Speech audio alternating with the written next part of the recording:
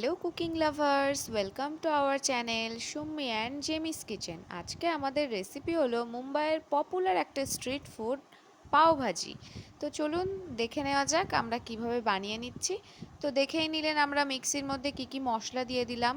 তো ওই মশলার পেস্টটা আমরা তেলের মধ্যে দিয়ে ভালোভাবে নাড়াচাড়া করে একটু পাক করে নিতে হবে।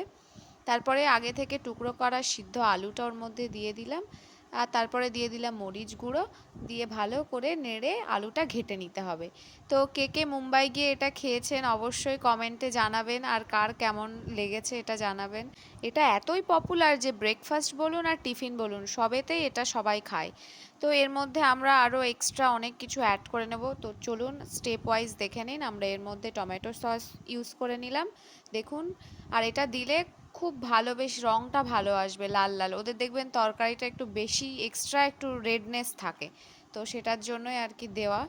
আর আমরা এর মধ্যে আরও এক্সট্রা অনেক কিছু অ্যাড করে নেব, যে যার মতো অনেকে ভেজিস অ্যাড করতে পারেন। তো আমরা এর মধ্যে দেখুন একটু পানি অ্যাড করে নিলাম, তারপরে আমরা এর মধ্যে দিয়ে দিলাম বিনস, আর তারপরেই দিয়ে নিলাম সুইট কর্ন। তো সুইট কর্নটা আমরা এক্সট্রা আমাদের স্বাদ মতোই দিলাম, এটা বেশ আমার ভালো লাগে। আর আমাদের সবাই তো খেয়ে বলল খুব ভালো হয়েছে। আমি কখনো মুম্বাই যাইনি, জানি না কেমন টেস্ট লাগে এটার খেতে।